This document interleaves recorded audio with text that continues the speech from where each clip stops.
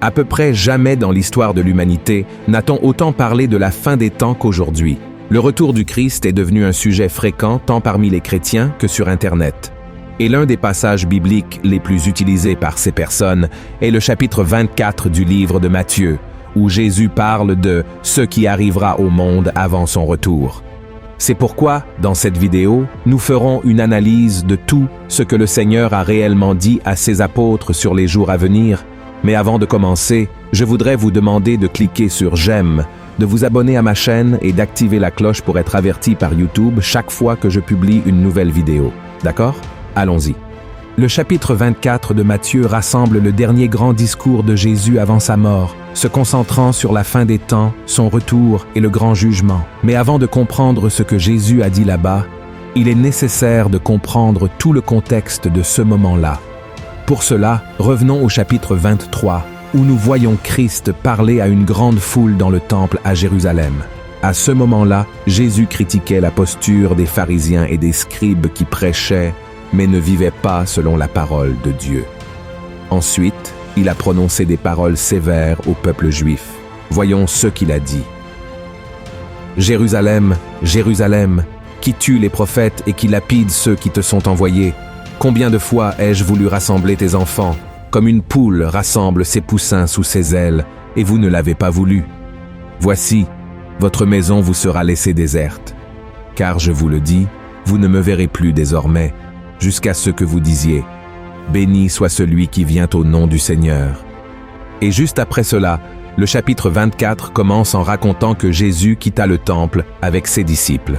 Au vu du ton de son discours à l'intérieur, il était très probable qu'il soit encore irrité par l'infidélité et le manque de foi des Juifs. Ensuite, quelques minutes plus tard, il commence à prophétiser, affirmant que rien de tout cela ne resterait debout et que le temple serait bientôt détruit. Les disciples étaient alors curieux de cette prophétie et, dès leur arrivée au mont des Oliviers, ils demandèrent au Maître quand cela se produirait et quel signe indiquerait son retour sur terre. Alors, Jésus s'assit, comme d'habitude, et commença à expliquer à ses brebis tout ce qui allait se passer dans le monde jusqu'à la fin des temps. Cet passage est également connu sous le nom de discours prophétique en raison de son contenu, et la majeure partie de cette prophétie est également rapportée dans l'Évangile selon Marc, au chapitre 13. Eh bien, maintenant que nous comprenons tout le contexte dans lequel le chapitre 24 de Matthieu a été écrit, examinons son contenu. Ces passages sont difficiles à interpréter, car en plus de leur langage symbolique, ils traitent d'une série d'événements. C'est pourquoi de nombreuses personnes prennent certains passages de ces paroles de Jésus, les interprètent mal et transmettent des messages incomplets, voire erronés, aux autres personnes. C'est pourquoi, dans cette vidéo, nous allons analyser 3 points importants concernant la prophétie de Jésus sur la fin des temps. Premièrement, à qui ce message était-il destiné? La grande majorité des gens croient que les paroles de Jésus étaient adressées à son Église, mais ce n'est pas vrai. Elles étaient destinées aux Juifs. À ce moment-là, l'Église du Christ était encore un mystère.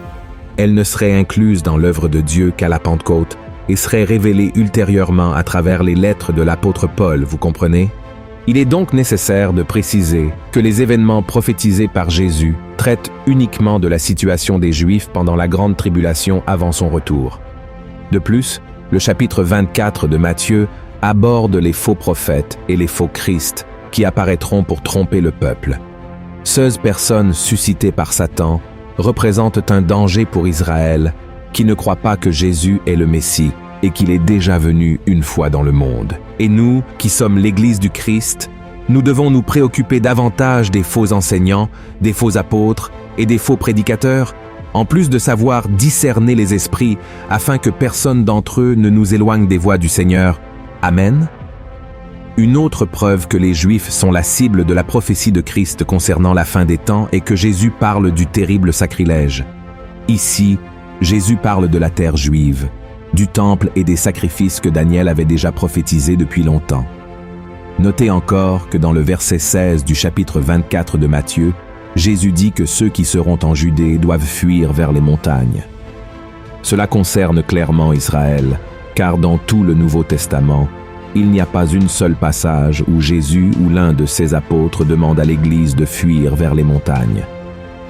Enfin, de la même manière, nous voyons que le texte parle encore du sabbat, qui est lié aux coutumes et aux lois des Juifs.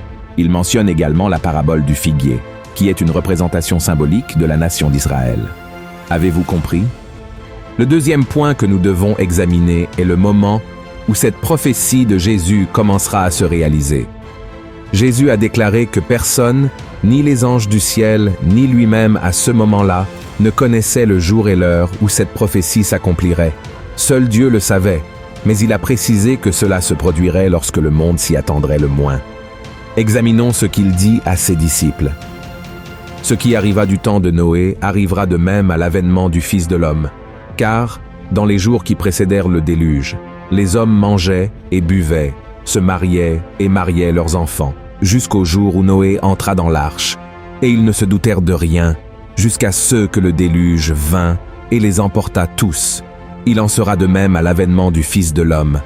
Mais, même sans connaître la date précise du début des événements marquant le retour du Messie au peuple juif et l'établissement de son royaume sur terre, le passage indique que la prophétie commencera à se réaliser au cours des 7 années de tribulation, qui seront les dernières des 70 semaines prophétisées par Daniel.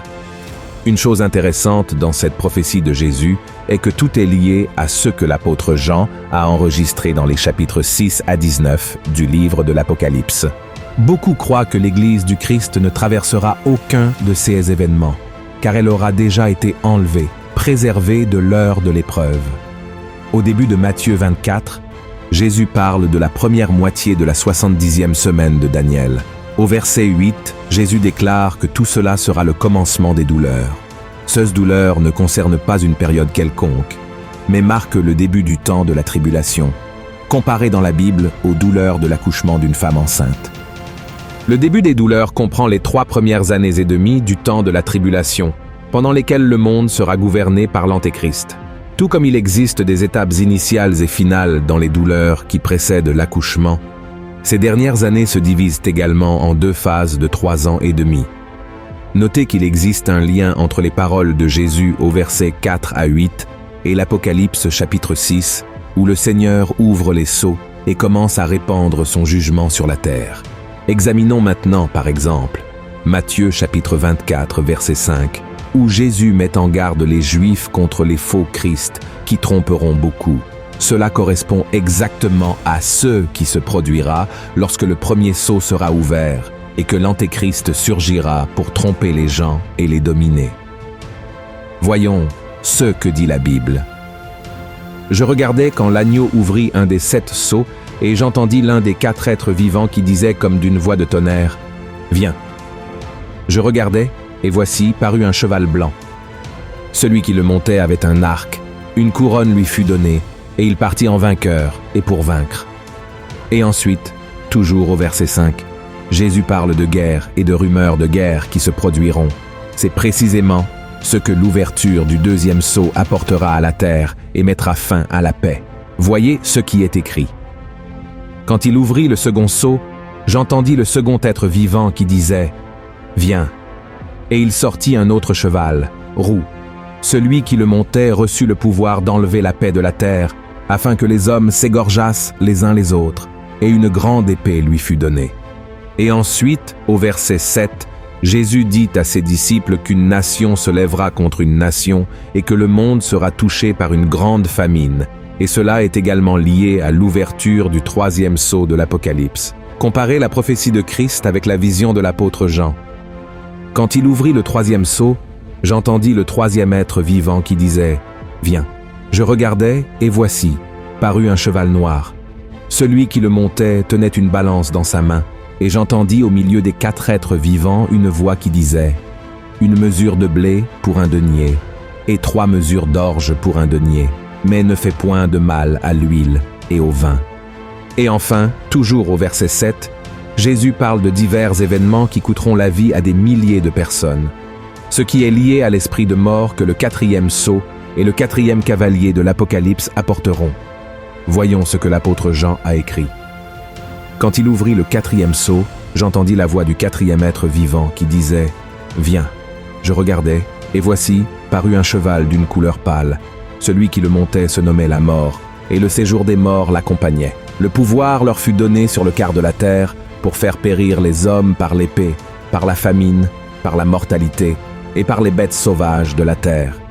Et cela ne s'arrête pas là, frères et sœurs. Dans les versets 9 à 28 de Matthieu chapitre 24, Jésus commence à prophétiser sur comment sera la deuxième moitié de la 70e semaine de Daniel.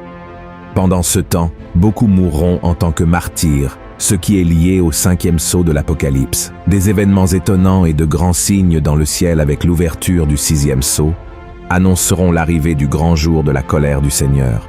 Beaucoup se trahiront les uns les autres en Israël. De plus, la tromperie et l'impiété augmenteront considérablement. L'amour se refroidira, ce qui signifie que beaucoup abandonneront leur foi. Mais Jésus a également assuré que celui qui persévérera en lui jusqu'à la fin verra son retour et participera à son règne de 1000 ans. Un autre point important révélé par Jésus aux disciples concerne la prédication de l'évangile du royaume dans le monde entier. Mais cela ne doit pas être confondu avec l'évangile de la grâce qui est actuellement prêché. L'évangile du royaume est le message qui sera transmis pendant le temps de la tribulation par le reste et par les 144 000 scellés du peuple d'Israël, attirant l'attention sur le retour de Jésus qui viendra alors pour établir son royaume, comme nous pouvons le voir dans l'Apocalypse chapitre 7.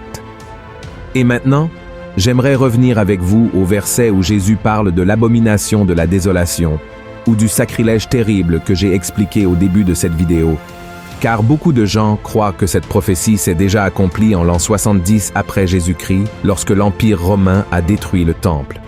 Ce érudits bibliques affirment que ce passage a trait à la parole de Jésus, qui a dit qu'il ne resterait pas pierre sur pierre du temple de Jérusalem. Mais la prophétie ne s'est pas accomplie là avec l'action des Romains. L'abomination de la désolation sera établie seulement par l'Antéchrist, atteignant son accomplissement complet et définitif à mi-chemin des 7 dernières années, comme cela a été prophétisé dans le chapitre 12 de Daniel.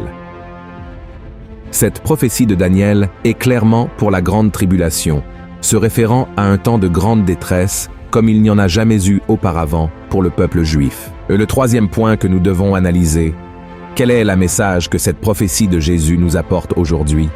Mes frères, tout ce qui est enregistré dans Matthieu chapitre 24 est une alerte pour nous tous, car si la fin des temps est proche, le temps du rapt l'est aussi. Notre monde est très perturbé, agité, des conflits éclatent dans de nombreux pays et à tout moment la terre pourrait être prise par des guerres dévastatrices. De plus, une grande partie de l'humanité souffre de la faim. Les phénomènes et les catastrophes naturelles sont de plus en plus présents et de grandes pandémies tuent des millions de personnes. De plus, de nombreux chrétiens sont déjà persécutés pour leur foi en Jésus et beaucoup sont trompés par des personnes élevées par le diable. Enfin, la terre endure ses douleurs comme une femme souffre lorsqu'elle est sur le point d'accoucher.